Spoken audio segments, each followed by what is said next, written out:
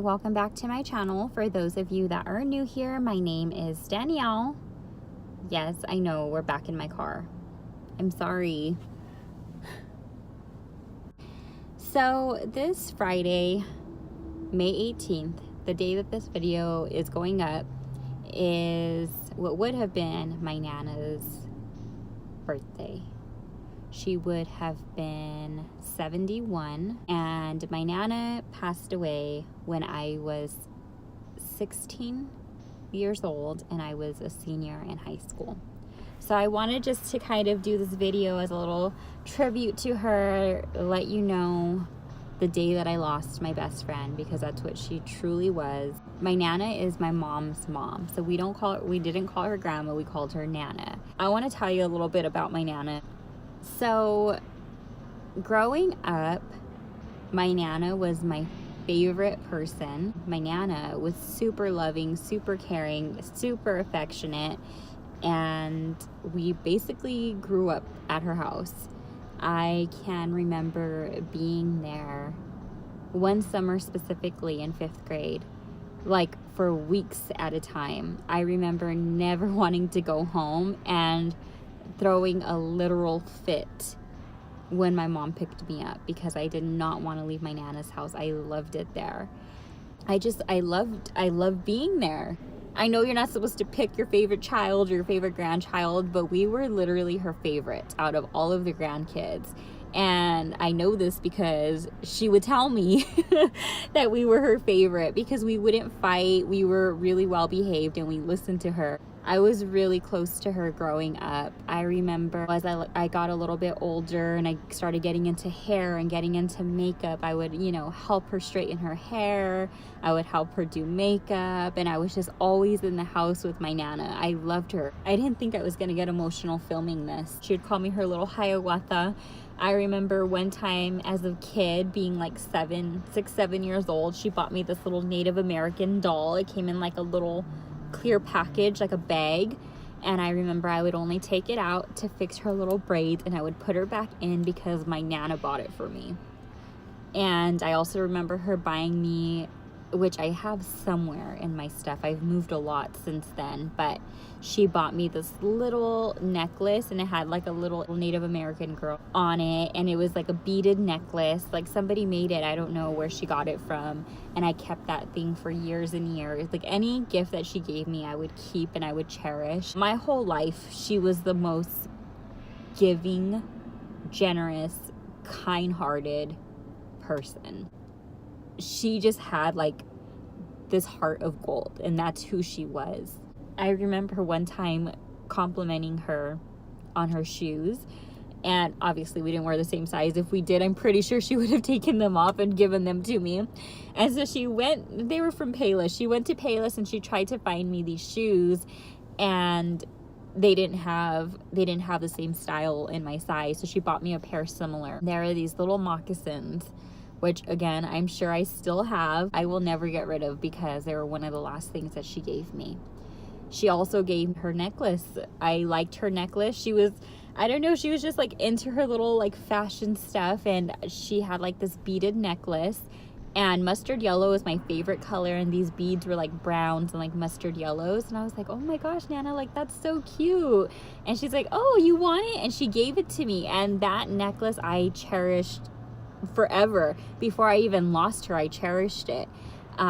It had like a little loose hook, so sometimes it would come undone and I would like freak out like, oh my gosh, I could have lost it, and like so glad that I didn't lose it, that I never fell off of my neck. And I remember she had bought a straightening iron and she didn't know how to use it. Like, I don't know if you've ever seen that video of that lady like trying to use her straightening iron and she's like over here, like not even grabbing hair. Like, that is my Nana, okay? She didn't know how to use the straightener. And so like I taught her how to use the straightening iron. So that's who I knew my Nana as. Growing up, my mom probably had a different upbringing and a different side of her, but the side of her that I knew was just somebody who was very kind, very generous. Her door was always open. She was the house that you can literally go into. You don't have to knock on the door. And not just us, like any family member, anybody could just like, oh, hi, like, how are you? You just like walk in. That was her house. Her home was just always open. And I loved that. I loved growing up there. We had lived with her a couple of times growing up, my parents included, whatever, people go through struggles their life, and we had lived at my Nana's house a few times with her, and I was just really close with her. I loved her. She was the kindest person ever. Oh, another funny thing is, I don't know, as a kid, yes, it used to annoy me, but I would give anything to have her call me one more day. But I remember she would call the house phone, and she would always be like, "Oh, you're home?" She would always ask, like, "You're calling the house phone?" "Yes, I'm home." And like anytime I would answer the phone, she'd be like, "Oh, are you home?" or "You're home?" Like, "Yes, Nana, you're calling the house. I'm here. I'm home." That was like always her question. My Nana died of cirrhosis of the liver, and to me, she died unexpectedly. Nobody was thinking that she was going to pass away. When it happened, it was a complete shock to me. I think it was a shock to everybody. So from what I can remember, she wasn't feeling well, and she had got really swollen. And so she went to the hospital, they did a bunch of tests, and then they ended up releasing her. And the last time I saw her, I saw her 2 days back to back. No, I didn't. I saw her one day, and then she passed away a couple days later. I was actually at her house getting ready for a football game, and she was in bed, and I remember her just being super swollen, like her stomach like protruding, like it was so bloated, and she was just sleeping, and she's like, "Oh, like I'm in pain." I remember her waking up right before I was gonna leave, and my auntie was there, and she gave her like a sandwich or something to eat. And so whenever I would leave, or like she would like hug me by, she would always like do like this thing with her thumb, like where she like puts the cross on your head, like, "Oh, be careful, Mija, God bless you," or whatever. And so that's what she did. She told me to have a good time, and so I went to the game. I didn't think that was going to be the last time that I saw her. I thought she was going to get better. I didn't know the severity of what she was going through. So then she wasn't getting better the next day or the day after. So the next day after that football game, that was on a Friday night, I had a dentist appointment, and my dentist was right around the corner from her house. And when I left the dentist appointment, my mom told me, "Go to your Nana's house, your dad will pick you up later." But no, my teenage self wanted to, go hang out with my friends. So one of my friends had a car, and so they came and picked me up, and then they took me home. I didn't want to go to my Nana's house. I just wanted to go have a good time and, go hang out with my friends for a little bit before going home. I definitely regret that. If I would have known that would have been one of the last times that I was going to be able to see her, I would have made a different decision. But I was a teenager, and it was dumb. I wasn't thinking that she was really that sick. So they ended up taking her back to the hospital, I think maybe the next day, like on Monday. It must have been on a Monday. And from what I know, they admitted her, but they didn't do the test over again, because like I said, she had already been admitted to the hospital, and they ran all these tests, and then they released her. When she went back, they didn't rerun the same test again. And had they had run these tests again, they could have probably caught what happened or what was happening, and probably could have saved her. So they didn't run the test, and she ended up passing away. My Nana was raised Catholic. She's been a Catholic, she was a Catholic my whole life. Well, when she was in that hospital bed, one of my cousins, or my mom's cousin, is a Christian, and so she prayed with her, and my Nana said that she sees Jesus in the room, like my Nana saw him. So when my Nana flatlined, my mom was in the room, and her husband, so my tata, was in the room as well. And my mom said that she knew that she was gone. And they ended up resuscitating her. But my mom, when my when they told my mom, like, hey, like they're resuscitating her, my mom said that she saw like her life leave out of her, that she knew that she wasn't going to be resuscitated. Like, she knew that she was gone already, and she was. When this was happening, I was not at the hospital. I had 4 younger siblings. I had Madison, Michaela, Brooke, and Blake were babies. Michaela was a baby. So where I was at, I went to school that day normally, and I came home. When I came home, my older sister used to babysit the younger kids. So when I got there, she's like, hey, I'm gonna leave, I'm gonna go see Nana in the hospital. I'm like, oh, okay. So I started cleaning the kitchen, and growing up, me and my younger siblings would have like these little dance parties. Well, I would have the dance party. I would just make them dance with me. They were babies.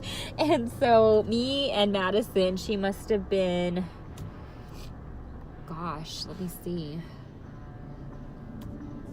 She must have only been like 4 years old when this happened. And so me and Madison are dancing, and next thing you know, somebody's banging on our screen door so loud, like banging on it. So like I lower the music, and it's my sister. And she's like, Nana died. And I opened the door, and I was like, why would you say that? She didn't. Like, no, she didn't. Like, why would you say that? Like, and I started getting angry, and she's like, yes, she did. Because my sister left to go see her, but she got the call on the way, and my Nana dead. And I remember going upstairs, and around this time, I was with toad number 1, and we were not on good terms. Like I said, he was like cheating on me and had another girlfriend, and I had just found out about all that stuff. Like, this happened around the same time that I found out that he had like a whole other girlfriend and all that stuff, but we were like together or not together. I don't even know what the hell we were, because he was just a liar. And so I remember calling him, and him just kind of being like, I'm sorry, like not really knowing what to say. I mean, yeah, I understand, like, we're still young, like, what do you really say to that person? But he kind of had like no kind of concern of how I was feeling, and it was really shitty. Like, and I remember kind of freaking out and kind of crying that day, because I was like, no, like, that's a lie, like, it's not true, that's not true. And the next day, I still ended up going to school. You may think, if you lost your best friend, you lost your Nana, why would you go to school? I had made a commitment to my Spanish teacher, because she ran a Christian club, a Bible study club, and I had told her, I had been telling her, I'm going to come, but I never went to the classes.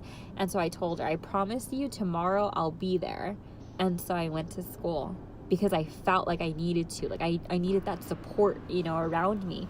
And even my cousin was surprised. She's like, I'm really surprised to see you. Like, I wouldn't have come to school, basically, if I were you. And I remember ditching first period with her. We went to go get breakfast, and I was just like in complete shock. Like, I didn't know how to feel. And I went to that club, and I don't remember exactly what happened or anything else from that day.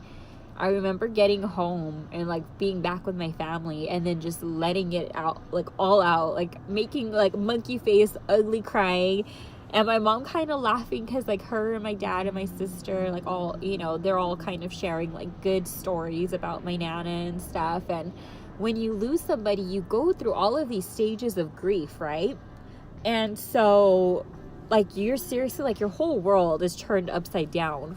First of all, I don't know if any of you have lost anybody that you're close to, but to that, like, at this point in my life, I hadn't lost anybody in my life. And to lose my Nana, out of all people, like, it was really hard. It was really hard to deal with. And I didn't know how to feel, especially because I was going through all that drama with that stupid boy, that when it came to the day of her funeral, I didn't even cry.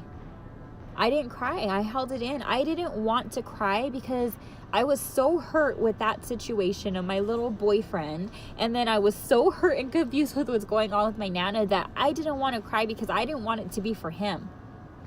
I don't know what kind of logic that was for me. So I kind of held it in for like years. I didn't I didn't think about it. I didn't cry about it. I held it in. After crying that very first, day after, so the next day after it happened, I didn't cry. I didn't cry at her wake. I didn't cry at her funeral. I just didn't cry. And I didn't talk about it either. Not that I can remember. I didn't talk about it after that either. I just kind of held it in. And so after everything was said and done, the family kind of went their separate ways. It's kind of sad, actually, when one person holds your whole family together. And usually it is like the grandma or the grandparents hold the whole family together, and like once they're gone, like everybody just goes their separate ways. This kind of what happened. My Nana's house was never the same, and everybody just kind of went their separate ways. And it's sad that has to happen, that families do that, but it is what it is. So Friday would have been her birthday, and I was just thinking, I never talk about this. I never talk about, how I felt when I lost her, or the things that I went through. And maybe one of you has lost somebody. Maybe one of you is going through something. And just know it's going to be okay with time. I mean, time heals everything. It's okay to cry. It's okay to feel angry. It's okay to feel regret. It's okay to feel all of these things that you're going to feel. It's inevitable. Everybody's gonna die one day, and that's the sad thing. If I sat here and I thought about, potentially losing my mom, my dad, my husband, my siblings, anybody, like, I would be such a miserable person. And that's the only thing that we know in life is guaranteed, is that it's not forever. So you're gonna go through these emotions, and it's okay to go through them, accept them. Don't be like me and try to shut it off and shut it out and never deal with the emotions, because then you're gonna be like me, and it happened in 2006. It's already going to be 12 years this year, and feeling like I never dealt with it. You don't want to be that person. It's sad. It's sad to lose somebody. I would just say, in order to get through the hard times, talk about it, pray about it, get a journal, write about it. What's crazy is that I've only seen her in my dreams just a handful of times. It took me years and years and years, and I never saw her in any of my dreams. But I remember seeing her in one of my dreams maybe last year, and her just hugging me like so tight. And I was like, I miss you. Like, I was just telling her, like, I miss you so much. Like, I wish you were still here. And just hugging her so tight, and it felt so real. Sorry if this video was kind of heavy. I did not plan on crying or getting emotional about it. But like I said, these are emotions that I didn't deal with. So I wanted to just, give you a little bit of insight of who my Nana was and how I felt when I lost my best friend. Just in case any of you are going through the same thing, just know that you're going to be okay. I don't want to say like this video, because it's not like a liking type of video, but if you enjoy these kind of chit chats, then subscribe if you haven't already, and I will see you in my next video. Bye.